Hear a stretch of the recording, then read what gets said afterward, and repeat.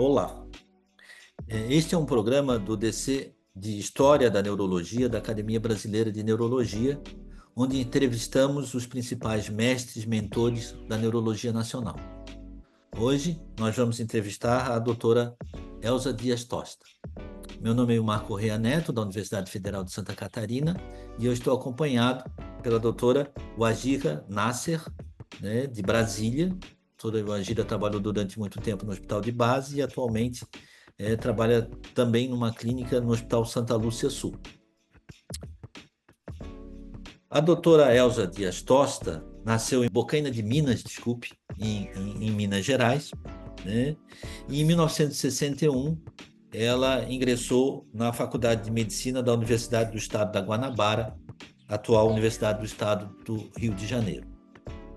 Completada a graduação, ela continuou, né, no Hospital Pedro Ernesto, da mesma universidade, onde fez a sua residência médica em neurologia.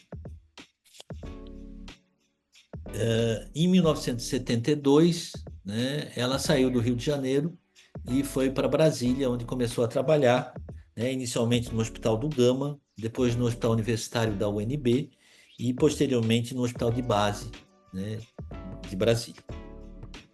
Em 1977, ela foi para Londres, no Queen Square, onde entrou no programa de pós-graduação, do PhD, do University College of London, né? E lá ficou durante 4 anos, né? Basicamente com estudos direcionados ao sistema nervoso periférico, né? A neuromuscular. Quando voltou, né? Voltou para Brasília e continuou trabalhando no Hospital de Base. A doutora Elza Dias Tosta, né, foi presidente da Academia Brasileira de Neurologia durante 6 anos. Foi a segunda mulher a atingir, né, esse cargo. Boa noite, doutora Elza. Boa noite a todos. Muito obrigado por a senhora ter aceitado o convite da Academia Brasileira de Neurologia. A minha alegria enorme contribuir com tudo para a Academia Brasileira de Neurologia. Primeiro, vamos conversar sobre a sua infância. A senhora nasceu numa fazenda, então, em Bocaina de Minas. Como é que foi a sua infância e juventude até decidir fazer medicina? Olha, a infância em Bocaina de Minas foram só 2 anos. Após isso, meus pais mudaram-se para Resende, no estado do Rio. E em Resende eu fiz 2 anos de pré-primário, que chama, que era jardim da infância na época, mais 3 anos de primário. Mudei novamente, dessa vez, para Guaratinguetá, que é o estado de São Paulo, e aí eu fiquei 1 ano no Colégio de Freira e depois eu mudei para o Instituto Conselheiro Rodrigues Alves. É um instituto de educação que me deu muita base, muito a dever a colégios públicos, porque o colégio público que me deu inicialmente o conhecimento foi de Resende. E depois esse colégio, Instituto de Educação Conselheiro Rodrigues Alves, lá de Guaratinguetá. E por que a senhora escolheu fazer medicina? Na minha época, medicina era uma das melhores profissões que existiam. Era medicina, engenharia e de direito. Eram as 3 profissões que existiam assim com a população. Eram aquelas que eram visadas. E eu tinha tios que eram médicos e meu irmão também tornou-se médico. A medicina, para mim, deu possibilidade, que eu pensava na época, né, de ajudar as pessoas, poder trabalhar de comum acordo com outros colegas e aí, a partir daí, fazer a minha carreira profissional. Aí a senhora prestou vestibular e entrou na universidade, então, Universidade Estadual da Guanabara. Exatamente. Como é que era o clima? Em 1961, depois pegou o golpe, né? Como é que era o clima na universidade? Olha, o clima inicialmente não tinha nada disso. Inicialmente era tranquilo, tive 2 anos de cadeiras básicas, depois a gente foi para o hospital, Pedro Ernesto, que era onde fazia a parte mais de medicina mesmo, E aí que começou. Aí, a partir daí, nós tivemos problemas sérios. Eu lembro de uma ocasião que eu estava trabalhando no hospital como residente e houve uma passeata.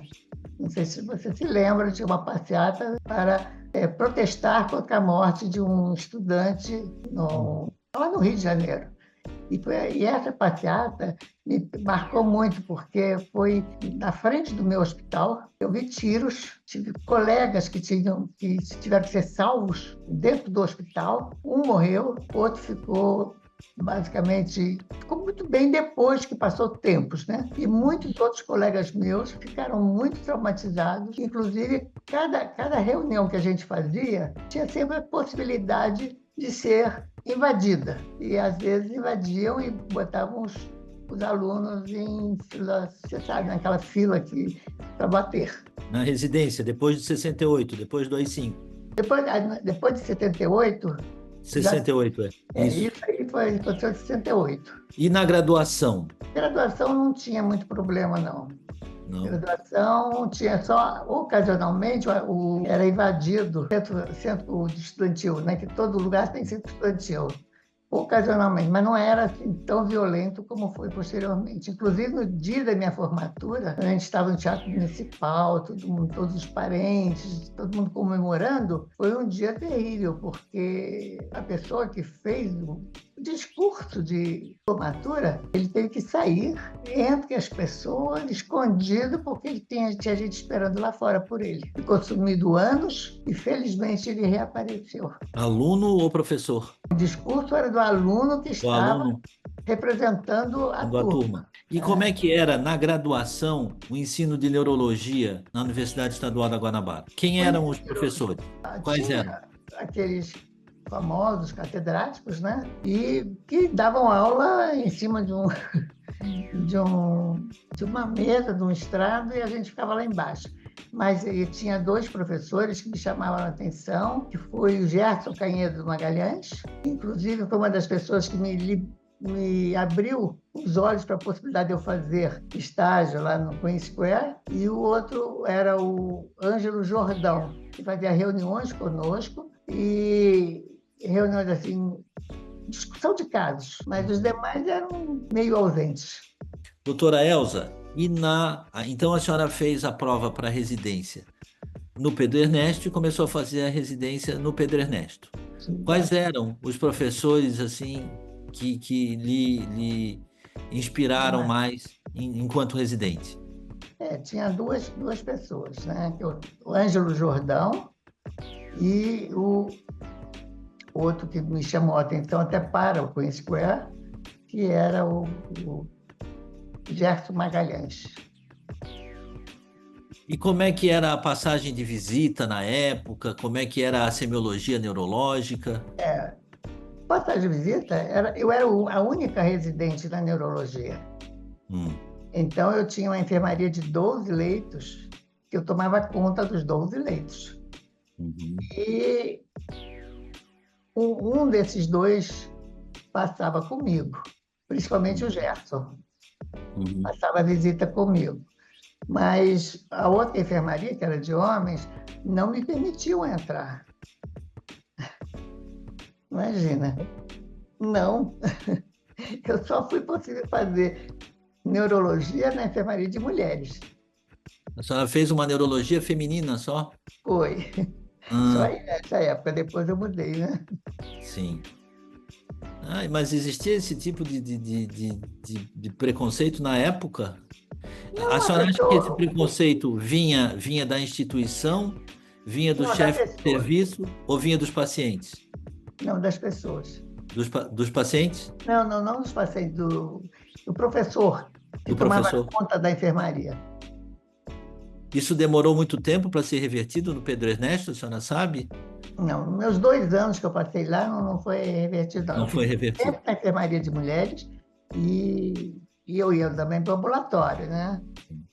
Fazia eletroencefalo lá também.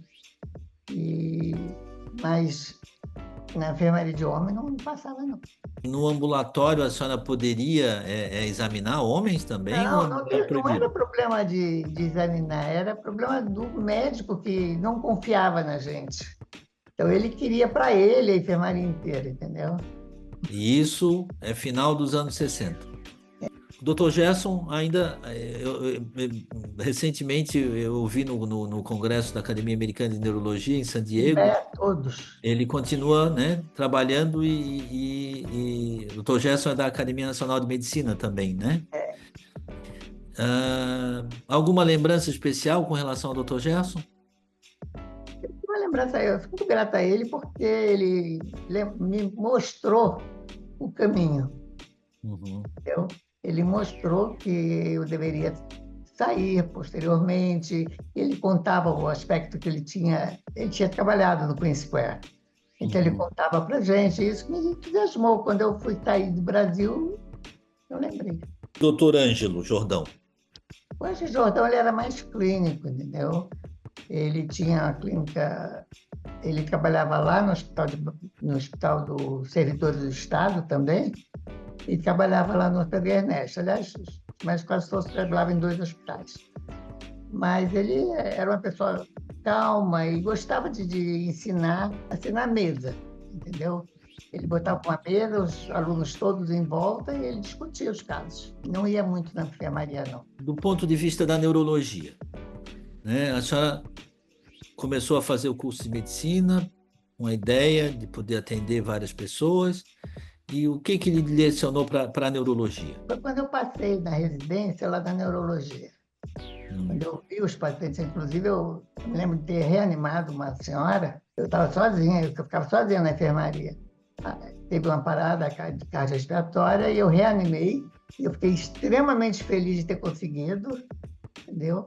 Então, essas coisas que levaram para a neurologia. Aí a senhora, acabada a residência, depois de um certo tempo, a senhora mudou para Brasília?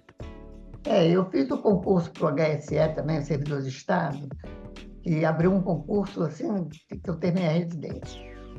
Aí eu fiz o concurso, passei no concurso, mas não saía da nomeação. E aí eu comecei, trabalhei no Rio de Janeiro, em vários hospitais de periferia, onde faltava médico eu ia. Não tinha, até a Cidade de Deus eu fui. Não tinha escolha.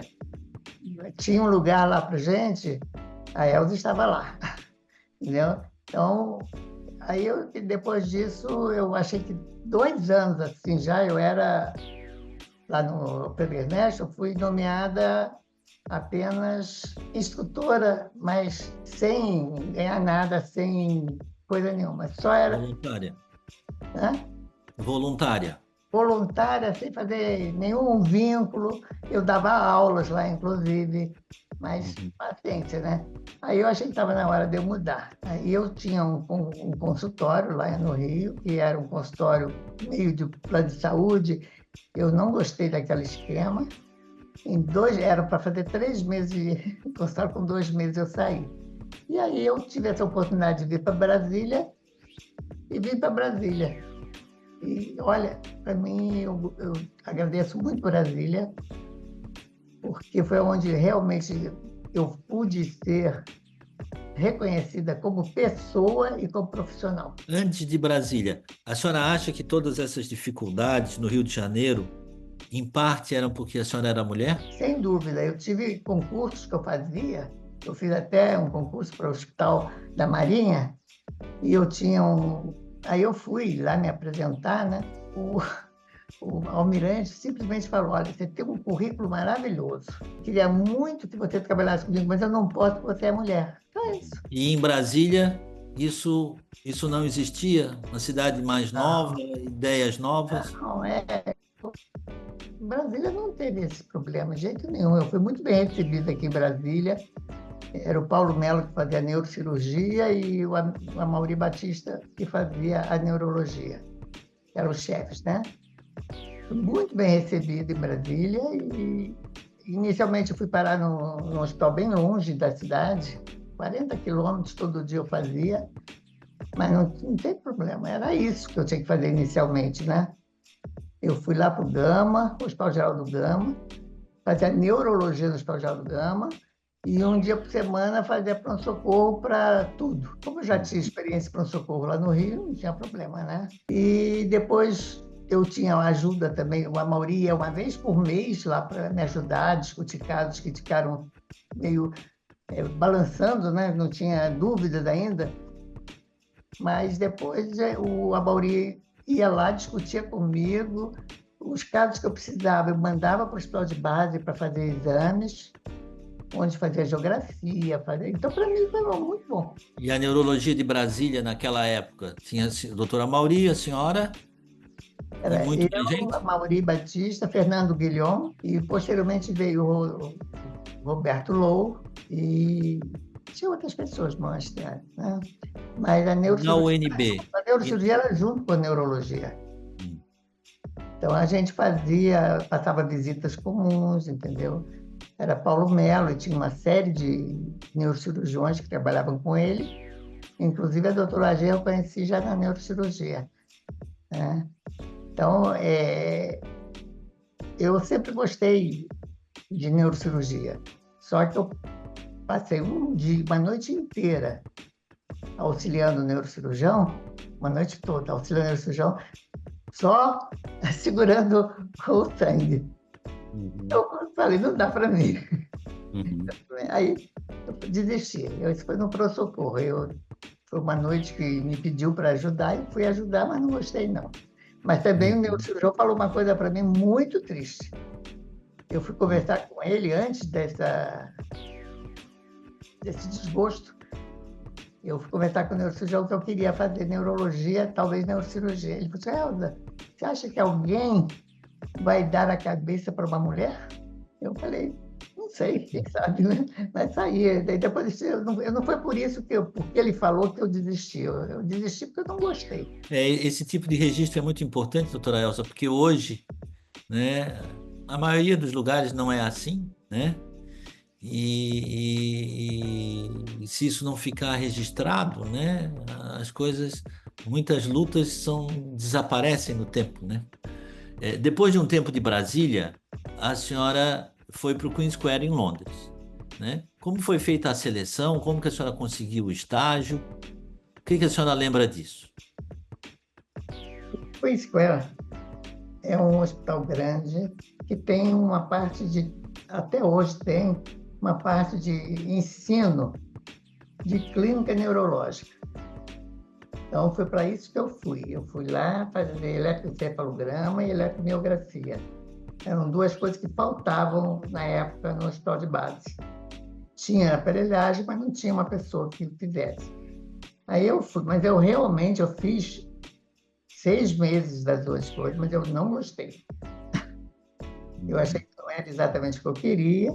E como eu participava das reuniões clínicas, aí eu pedi transferência. Acabou, eu fiz meu período todo, 6 meses de eletroencefalo, meses também de eletromio. E aconteceu o problema também eletromio sobre o professor disse para mim que ele não tinha tempo de me ensinar.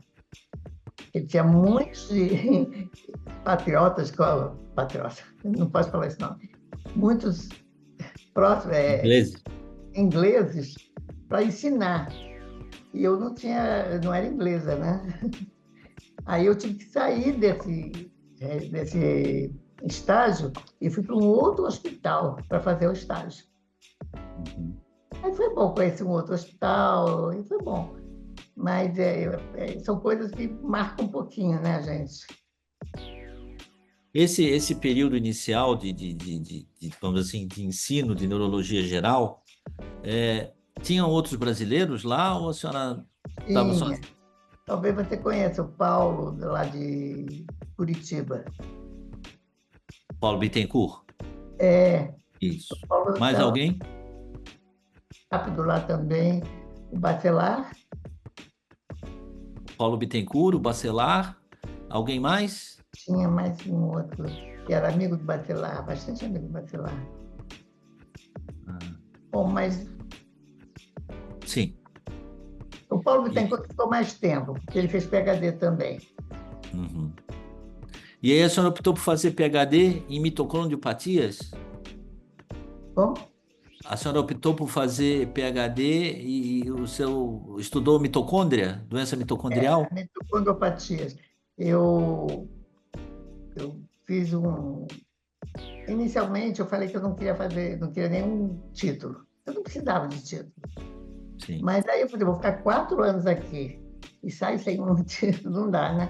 Aí eu resolvi fazer PhD e o Morgan Hughes, não sei se já ouviu falar nele, John Morgan Hughes, Sim. ele estudava na época mitocondriopatias. Aí eu me deu lá a possibilidade de estudar isso e eu fui estudar. E como é que era o contato com esses professores do Queen Square? Morgan Olha, Hill, a por parte exemplo. era bom, a maior parte era muito bom o contato. Tinha um ou outro que era muito chifrão, entendeu? Ficava difícil, mas a maior parte era muito bom. Tenho boas lembranças. A senhora participava de visitas na enfermaria? Visitas da enfermaria, e, quando eu resolvi fazer o PhD, eu fazia também laboratório de Uhum, histoquímica, e depois eu fiz também de eletromicroscopia, com o David Landon, uhum. para complementar. E Nesse período de, por favor, então pode falar. foi um período de 4 anos em que 3 anos eu dediquei a isso. Mas a primeiro ano, eu me dediquei inteiramente ao conhecimento da neurologia geral. Uhum. E alguma, além do Morgan Hughes e do Landon, né? David, Algum outro, algum outro professor lhe inspirou, lhe deixou uma esses marca dois mais foram profunda? melhores. Hã? Esses dois foram os mais inspiradores. Tinha muito professor lá. Tinha Sim. patologista, tinha de vascular, doença vascular, tinha muito lá também. Quase que eu fiz doença vascular. Mas aí, quando eu conheci a mitocondropatia, eu fui para lá. A senhora já tinha interesse em doença neuromuscular antes? Não, foi Não? lá que eu aprendi. Foi lá que eu peguei o interesse. Foi Uhum. assistindo às reuniões de quarta-feira em que discutia os casos, os ambulatórios também que a gente participava, né? Tinha ambulatório de neuromuscular, tinha ambulatório de vascular, a gente passava todos os ambulatórios. E aí, nos ambulatórios, é que realmente veio para mim a ideia de fazer neuromuscular. Eu também Voltando conheci. àquela questão, né, que a senhora falou do machismo no Rio de Janeiro, né, pelo menos onde, né, a senhora trabalhava, o ambiente em Brasília era um ambiente diferente. E como é que era o ambiente em Londres? Existiam professoras, assim, na Professora, neurologia? tinha. Eu até fui convidada para fazer neuropsicologia, Sim. mas não era meu interesse, né? Eu já estava tentando fazer muscular. Mas tinha muitos professores lá e eu sentia a não ser essa diferença, não que era mulher, mas que era estrangeira, essa que é a diferença lá em Londres. Uhum. E depois a senhora voltou para Brasília. Sem dúvida, eu defendi minha tese na sexta-feira, Uhum. aí era um outro hospital, defendi a tese ali, fui para a estação, eu estava a pé, né? Não tinha carro. Fui para a estação, peguei o metrô, fui para minha casa, aí tinha uma festa lá em casa. E no dia Uhum. seguinte a gente começou a mudança, e domingo nós viemos embora. Uhum. Cheguei aqui, segunda-feira eu estava no pronto-socorro, Uhum. vendo um AVC no chão. Uhum. Mas foi tudo bem. E aí, em Brasília, a senhora se envolveu com alguma residência médica?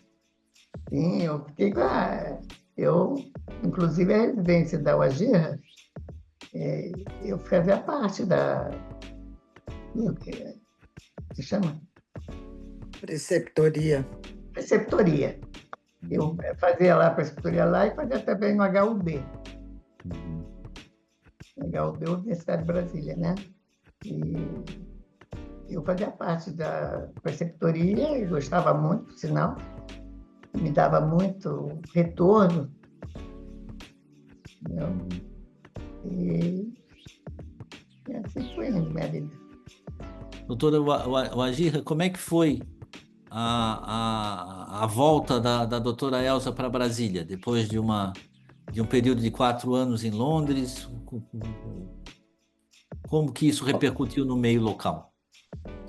Olha, a volta foi maravilhosa, porque na época a gente tinha muita dificuldade com bibliografia para dar as aulas, porque lá em Brasília tinha o NB para pegar as últimas revistas e tinha o Hospital Sara, que era a maior dificuldade para a gente entrar. Quando conseguia entrar, tinha que esperar uma semana para bibliotecária xerocar as revistas.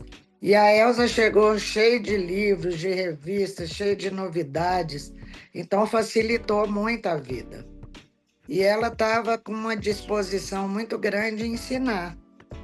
Então, isso também facilitou muito, apesar que a gente tinha uma preceptoria com a doutora Mauri, mas ele era o chefe. Então, eu passei a acompanhar todos os pacientes que a Elsa assumia. Para mim foi maravilhoso, porque eu tinha, além de ter uma referência que quando ela chegou, começaram a referir muito paciente com doença neuromuscular, principalmente miastenia, as doenças hereditárias. Então, a gente eu fotografava, na época era slide, né?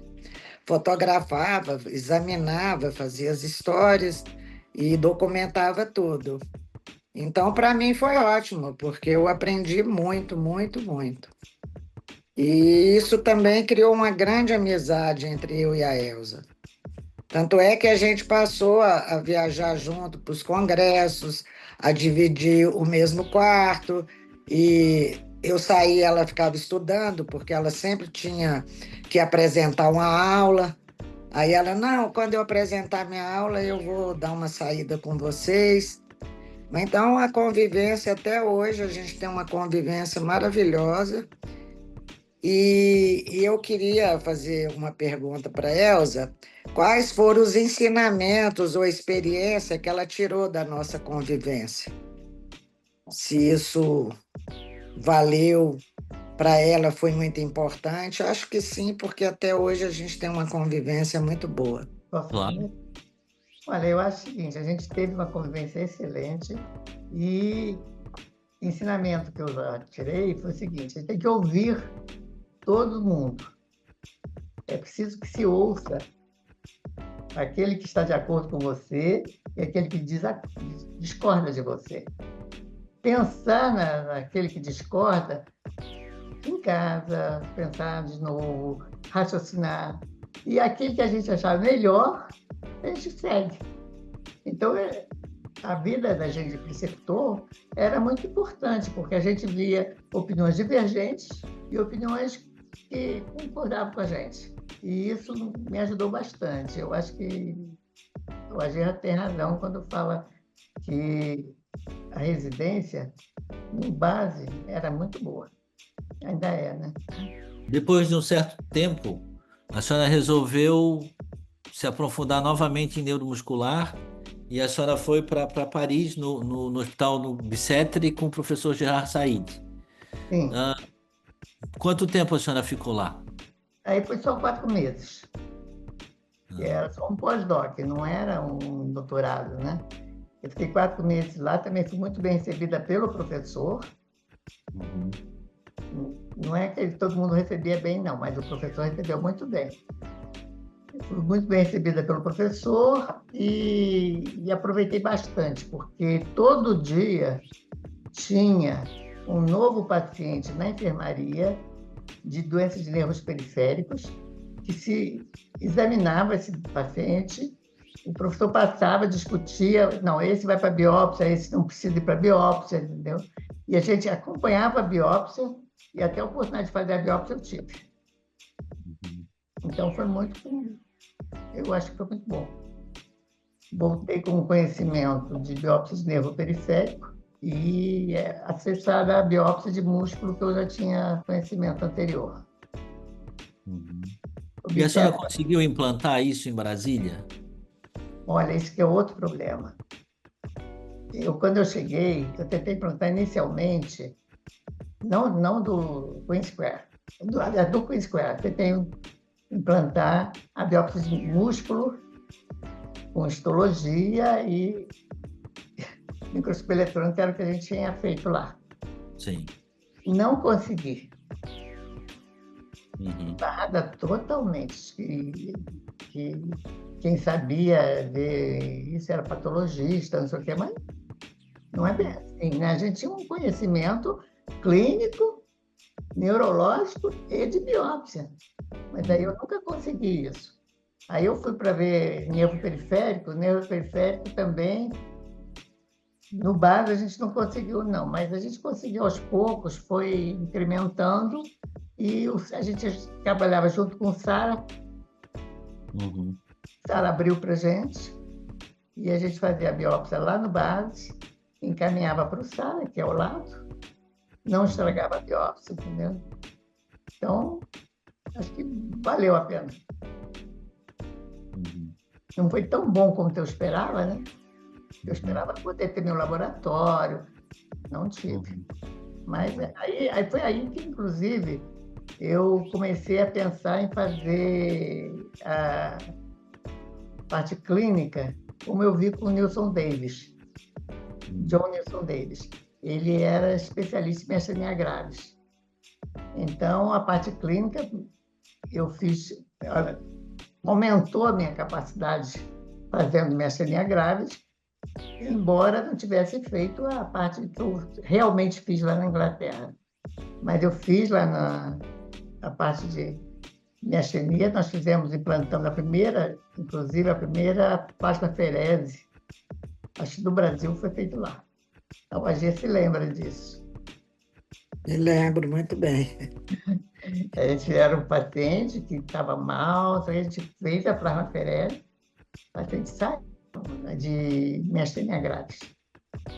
Doutora Elza, a gente teve uma interrupção na gravação, né? A senhora estava falando, então,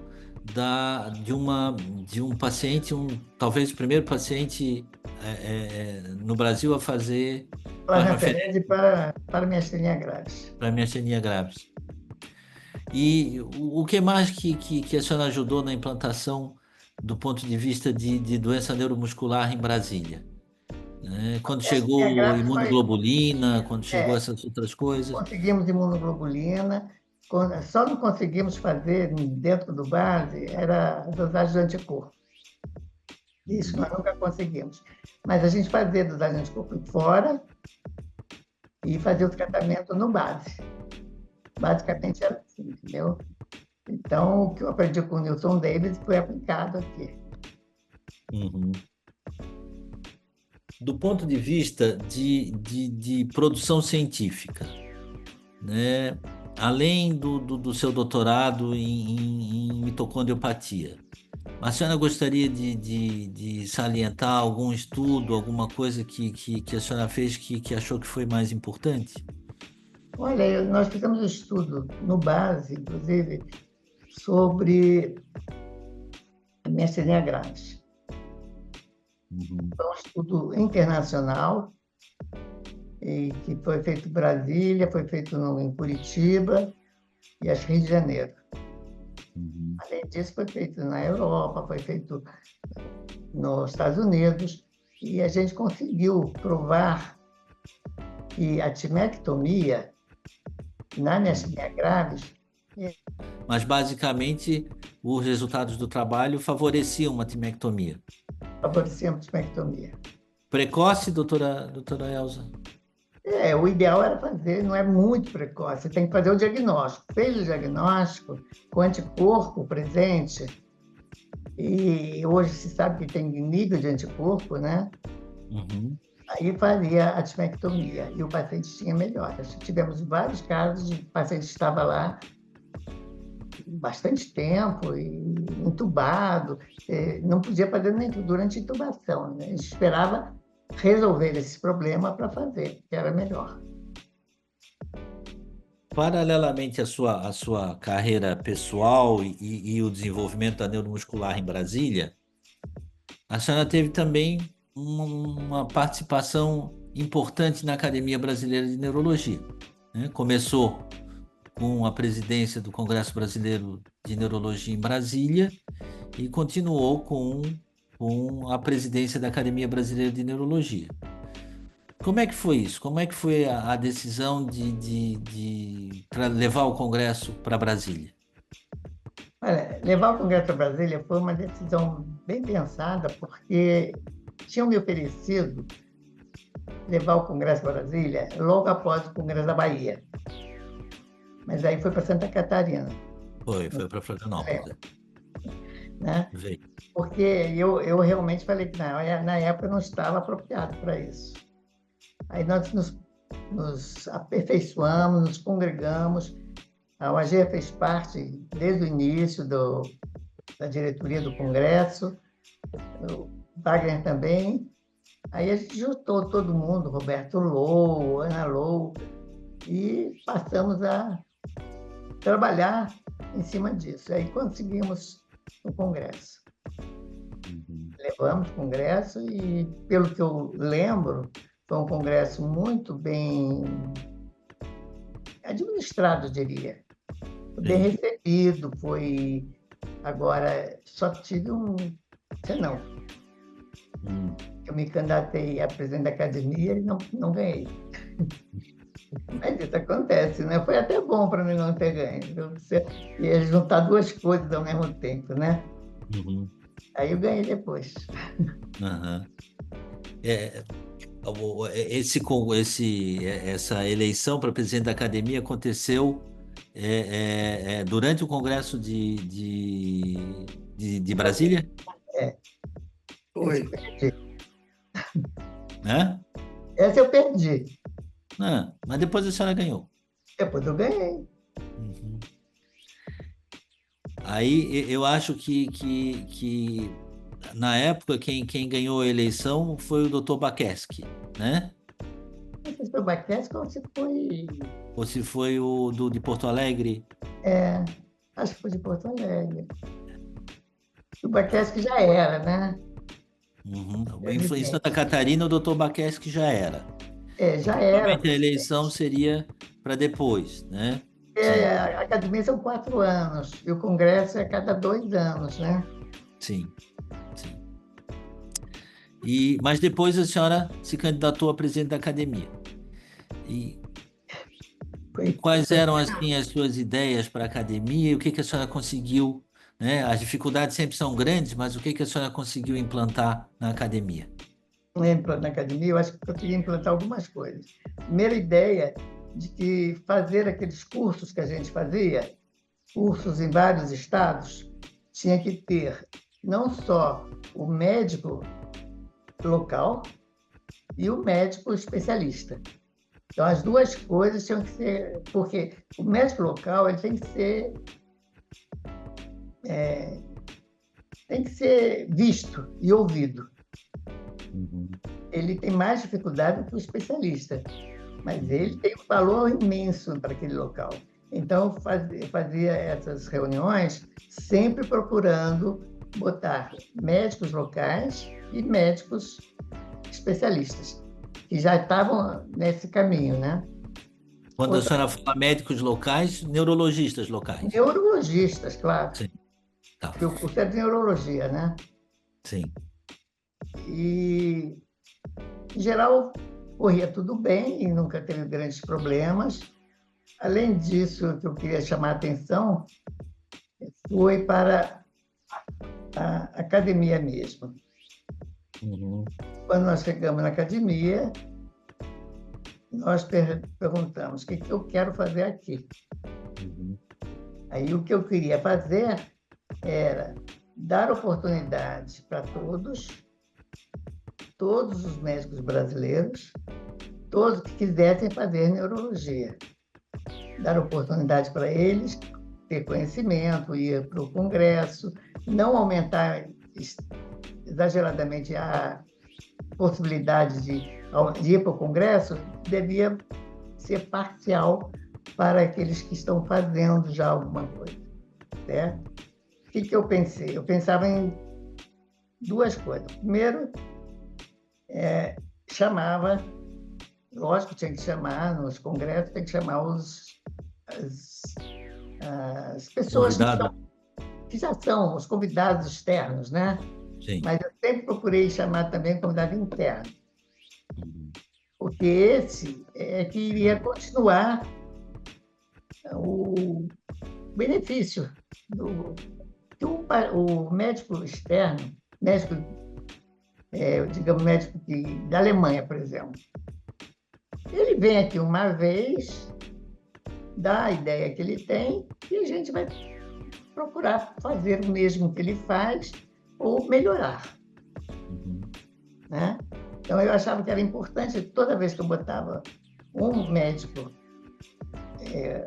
estrela, digamos assim, tinha muitos, né? Eu botava também aquele que tinha se sobressaído no Brasil. Uhum. Eu acho que isso era muito importante. Uhum. A outra coisa é caminhar a neurologia para o interior. Uhum. E neurologia tinha em Brasília, muito boa, tinha no Rio, São Paulo, Curitiba, mas tinha que caminhar para o interior. E aí nós fizemos cursos também em lugares menores. Eu achava que isso era muito importante. E tem até uma doutora, você deve conhecer, a doutora Lúcia Uhum. Ferreira, ela caminhou os pacientes dela, ela visitou todo o interior de Pernambuco para saber onde é que estavam. Entendeu? Uhum. Então, eu acho que isso é que era uma ideia minha, entendeu? Uhum. Fazer com que o neurologista chegasse nas cidades pequenas. Tem que chegar às cidades pequenas. Claro, ele não vai ter as condições de uma cidade grande, Uhum. nunca vai ter, mas ele vai ter condições de fazer neurologia acompanhado por uma pessoa lá na cidade maior. E as relações da academia com outras instituições internacionais. É, na sua época, a senhora conseguiu ampliar isso? Ah, isso aí, só não conseguia botar palestrante nos congressos internacionais. Isso Uhum. era, se lembrar que era, não ia. Você podia Uhum. tentar, não sei o quê. Só conseguimos fazer na Bolívia, conseguiu se fazer, na Uhum. Argentina e acho que no Chile também Uhum. conseguimos fazer. Mas né, nos eventos, digamos, maiores, não conseguia. Mesmo lá eu estive em congresso em outros lugares, né? Uhum. Eu tive um congresso lá em Canadá, por exemplo, Uhum. que ia trazer o Congresso Internacional para o Brasil. Sim. Mas aí ele perguntou o que eu pretendia fazer com isso. Aí foi uma partida que me deu o que eu tenho que fazer? Eu tenho que pensar no próximo do Brasil. Aí eu respondi para ele isso, né? Dar uma possibilidade do brasileiro frequentar um congresso internacional. Aí esse professor falou que não. Eu deveria Uhum. fazer um congresso visando os africanos, que não tinham base, não tinham condições e, seriam mais interessantes que eles conheceriam o Brasil, nós teríamos condições aqui no Brasil de recebê-los e depois iriam ficar lá, ensinar lá. Isso até foi feito em alguns estados, foi feito. Uhum. Acho que, se não me engano, São Paulo fizeram isso. Uhum. Receberam alguns africanos, que eu não me lembro mais se era angolano, Uhum. mas fizeram e lá foi feito isso. Mas, de qualquer maneira, na América Latina, a senhora conseguiu quebrar algumas barreiras, A América botar Latina brasileiros em congressos na América Latina. foi. No congresso lá na Bolívia, por exemplo, a academia recebeu uma distinção de cidadão. O presidente, que era eu, Uhum. presidente da academia, é um cidadão da Bolívia, e com todas aquelas possibilidades de ir e voltar. Doutora Elza, a senhora sempre foi uma pessoa muito politizada, né? É e foi, né? tanto do ponto de vista da defesa profissional do neurologista, do médico neurologista, quanto das relações morando em Brasília com o governo federal, o que a senhora conseguiu fazer para que melhorasse as condições da neurologia nacional? Olha, nós fizemos um trabalho em relação à doença vascular. Foi com a doutora Sheila, lá do Rio Grande do Sul, e o Jamari, lá Da Bahia. E nós tivemos com o próprio ministro, a primeira vez, o ministro demorou a atender a gente dessa. A gente chegou lá, ficou horas esperando, aí acabou na hora que ele ia resolver, porque foi mostrado a ele que era passível, do ponto de vista econômico, fazer o tratamento. Mas aí, na hora que ele ia resolver, veio uma pessoa lá e disse que ele estava chamando urgente. Ele saiu e não deu mais resposta. Voltamos a ele novamente e foi aí que conseguimos. Conseguimos a possibilidade de doença vascular. Uhum. Foi muito importante no Brasil todo, você sabe disso. E, inclusive, nós conseguimos lá no base, conseguimos, na época, implantar também a trombólise, aquela história toda, que hoje é muito mais extenso do que isso. Sim. Além disso, também foi discutido lá no Ministério da Saúde outras doenças, epilepsia, por exemplo, e basicamente foi e AVC e doenças degenerativas. Essa também foi, se não me engano, era o ministro Padilha, que, se não me engano, que recebeu a gente muito bem, mas não fez muita coisa. Doutora Elza, hoje a senhora escolheria novamente ser neurologista? Por quê? Eu seria neurologista agora, estou na época da inteligência artificial.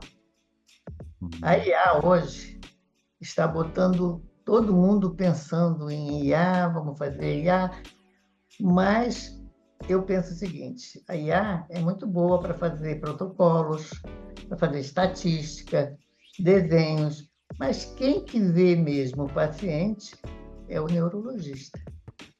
É o neurologista aquele que escuta, que não se baseia no IA só, pode até utilizar a IA como uma barreira, assim.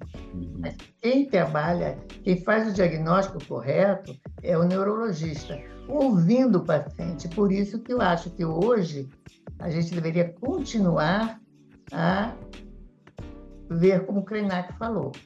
O que o Krenak falou? Que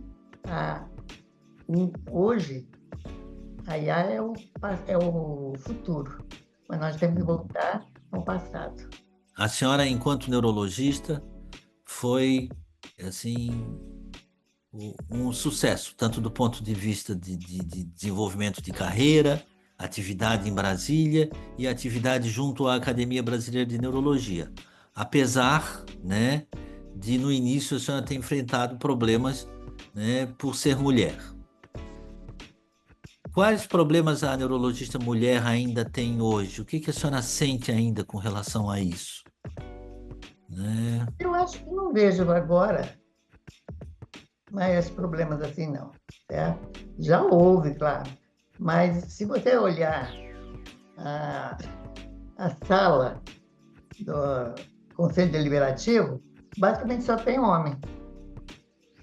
É 1/3 de mulher. Se você ouvir a presença das neurologistas em congressos, também não tem a proporção que tem de neurologista. Então, ainda existe essa separação entre neurologista mulher e neurologista homem. Porque é inacreditável, não existe isso. As mulheres têm tido como é que diz? Uma produção excelente. Uma produção. Tá? Agora, não só a produção científica, como a produção também clínica, tão importante como teriam direito. Eu acho que a mulher já cresceu bastante. Eu espero que ela cresça mais, mas ainda não está no ponto que eu gostaria de ver. E o que a gente poderia fazer para melhorar isso? Primeiro, deixar de machismo já. Sim. Segundo, pegar as mulheres e fazê-las compreender qual a importância delas. Elas são muito importantes, mas muitas vezes elas são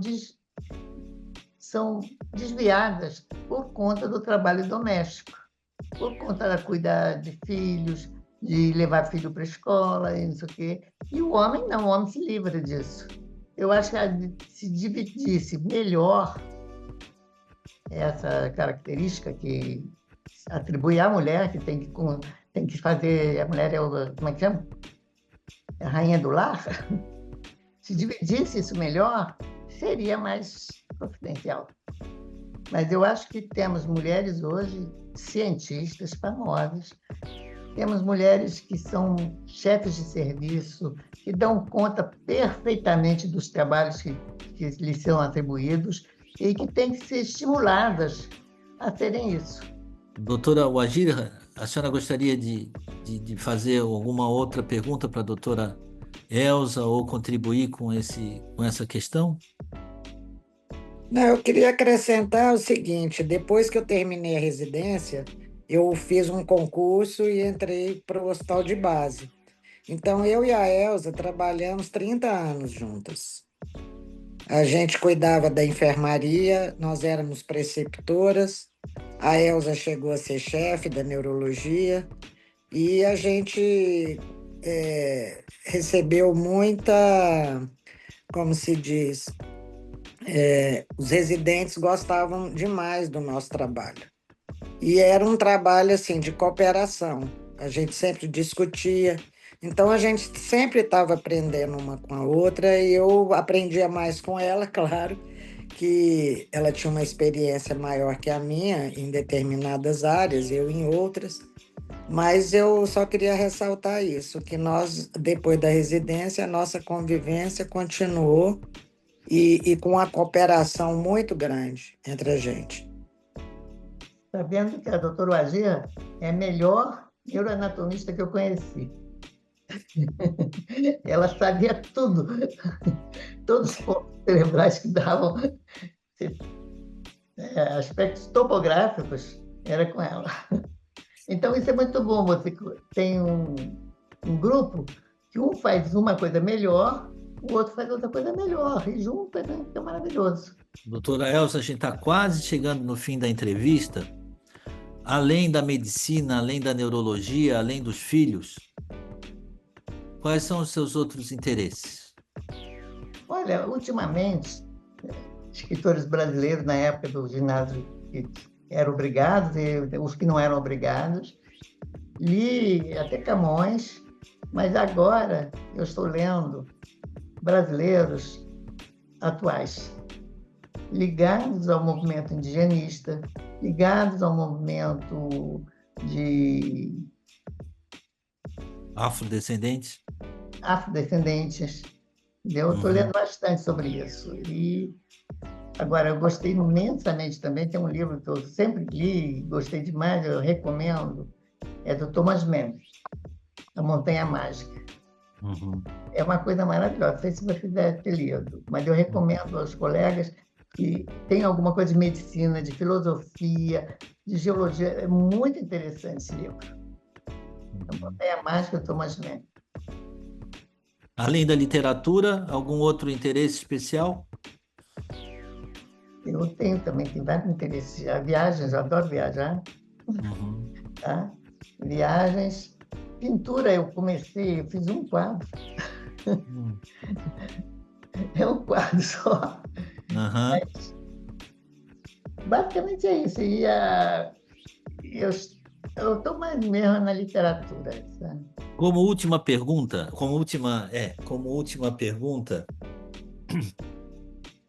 quais conselhos a senhora daria agora para uma jovem mulher neurologista ou uma jovem residente de neurologia? O que a senhora falaria para uma médica que pretende fazer neurologia? Faria para ela o que eu já falei para você, né? Que ela deve usar IA, claro, mas ela tem que ver o que já se passou.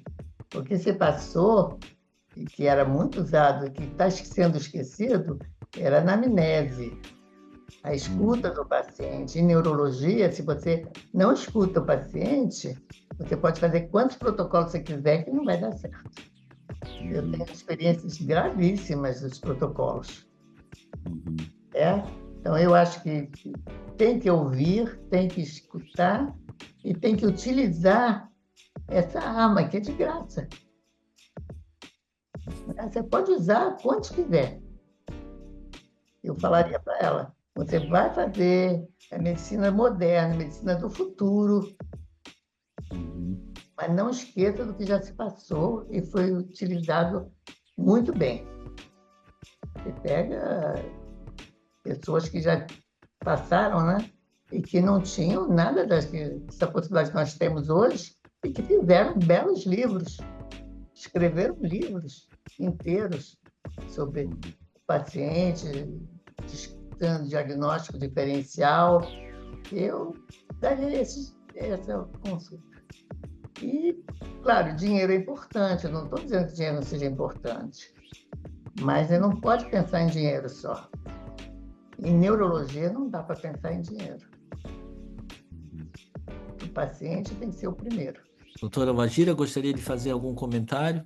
Eu concordo com a Elza. Hoje o que falta é escutar o paciente, fazer uma anamnese, porque eu sempre ensinava para os residentes, falava, o médico ele é um detetive, ele precisa seguir as pistas.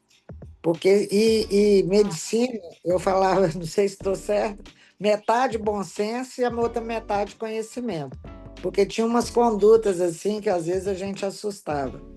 Então, eu acho que é isso, é você pegar o básico, ouvir o paciente, interpretar o que ele fala, saber anatomia, saber topografar, e aí o resto você estuda no livro. Então, a gente ensinava isso para os residentes.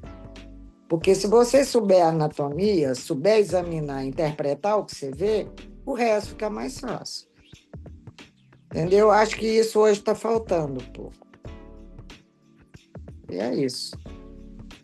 Doutora Elza, eu gostaria de agradecer a sua disponibilidade, né, para falar para a academia, agradecer a sua grande participação, né, na consolidação da Academia Brasileira de Neurologia, né?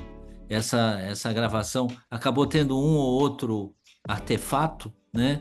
Mas eu acho que a gente conseguiu superar a maioria deles, né? Muito obrigado por poder ter participado, né, desse projeto. Obrigada a vocês também, viu? Para a academia, estou sempre à disposição. Eu também quero agradecer o convite e me senti muito honrada em participar junto com a minha querida amiga Elza. E ela merece todas as homenagens possíveis. Obrigada, Gera.